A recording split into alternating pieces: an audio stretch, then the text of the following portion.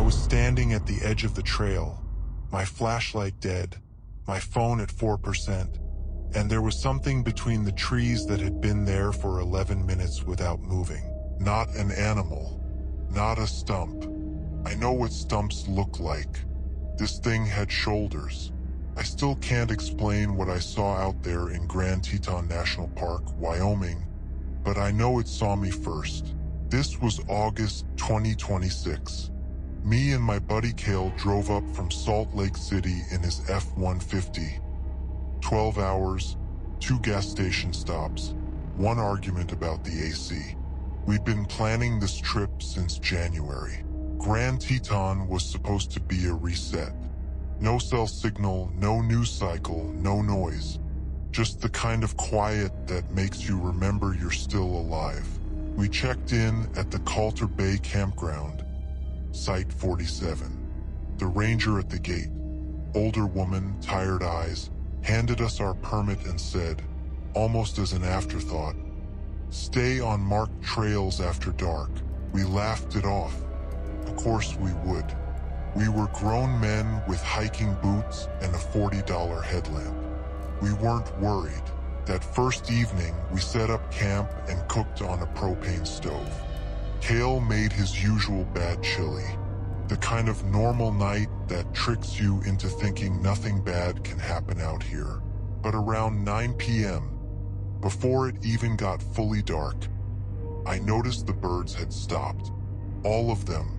The whole forest just went quiet. I didn't say anything to Cale. I told myself it was nothing. That's what you do, right?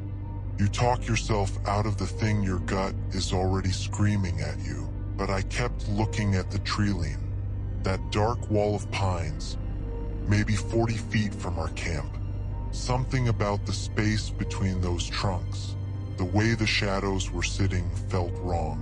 I remember thinking, those gaps between the trees are shaped like doorways. I don't know why that thought came to me. I pushed it away and went to sleep. Night 2 is when it started. We'd done a 12-mile day hike, Cascade Canyon Trail, and I was dead tired. I was asleep by 9:30. I woke up at 2:14 a.m. I know the exact time because I checked my watch, that old Timex I've had since college. Something had pulled me out of sleep, but it wasn't a sound. It was the absence of sound. That same wrongness from the night before, but deeper. Like something had pressed a hand over the entire forest's mouth. I unzipped the tent and stepped out. I don't know why I did that. To this day, I couldn't tell you what made me get up. My body just moved. The campsite was fine. Fire dead. Cale's tent zipped up. Stars above. Everything exactly as we'd left it. I almost went back inside. Then I heard it. A voice. A child's voice. Coming from somewhere inside the tree line. Maybe 60 feet north of our camp. And the voice was saying my name. Not hello. Not crying. Just my name. Repeated. Calm. Like whoever was saying it knew exactly where I was. Here's the part nobody believed when I told them later. The voice sounded like my son. My son who died in a car accident in 2019. He would have been 11 years old this year. I haven't heard his voice in 7 years, but I would recognize it anywhere. Anywhere. And whatever was in those trees, it knew that. But that wasn't even the worst part. I took 3 steps toward the tree line. I want you to understand, I'm not a stupid man. I'm 38 years old. I work in logistics. I don't believe in the supernatural. But I took those steps anyway. My flashlight swept the trees. Nothing. Shadows and bark and pine needles on the ground. And then, dead center of my beam, 2 boot prints in the mud. Fresh ones. Pointing outward, toward our camp. I spun around. Cale's tent was still zipped. I could hear him snoring from where I stood. Those prints weren't his. They were smaller, narrow, with a strange deep toe impression, like whoever made them was leaning forward. Crouching, I followed the prints with my light. They came from deep in the forest. I traced them backward, stepping alongside but never on them, and they stopped at the edge of our campsite, right next to my tent, right where I'd been sleeping. Someone had been standing outside my tent while I slept, close enough to touch the nylon. I woke Cale up. He didn't believe me, not at first. He came out, saw the prints, and I watched his face change. He didn't make a joke after that. We packed everything into the truck. Took us 11 minutes. We left Site 47 at 2:47 a.m., and we did not look back. I couldn't make myself look back. We drove to the 24-hour rest stop on US 89 near Jackson. Sat in the truck under those fluorescent lights until sunrise. Neither of us slept. We didn't talk much either, but I kept hearing it, even inside the truck, even with the radio on. That voice, his voice saying my name, over and over, patient, like it had all the time in the world. I called 911 from the rest stop. Reported a possible prowler in the Colter Bay campground. The dispatcher took my information and told me a ranger would check it out. That was the last I heard from them. I filed a formal report the next morning at the park visitor center.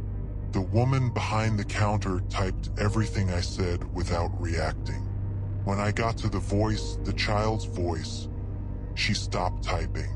She looked at me for a long moment and then said, very carefully, "Has anyone told you about the Colter Bay incidents?" I said no. She said, "I'm not supposed to discuss that," and she went back to typing. I went home. I tried to move on. I told myself I'd imagined the voice, that grief does things to you, that the woods mess with your head, that there's always a rational explanation. I almost believed that. For about 3 weeks, I almost believed it.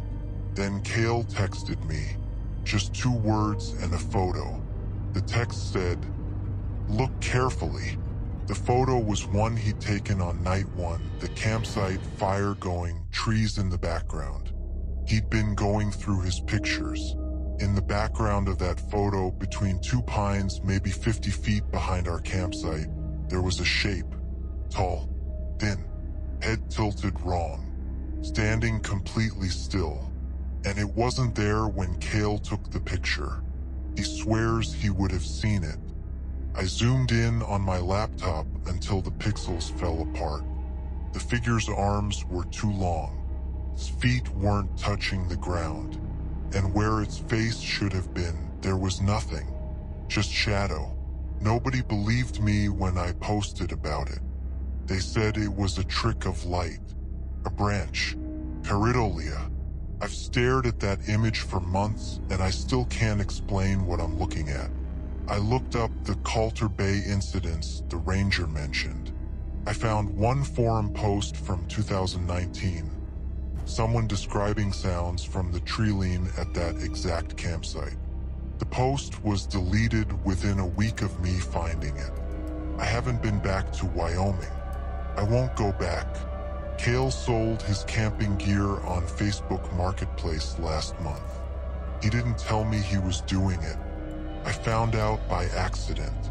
When I got home and unpacked my bag, I found something at the bottom, beneath everything, that I never packed. A child's shoe, size 5, caked in red Wyoming mud.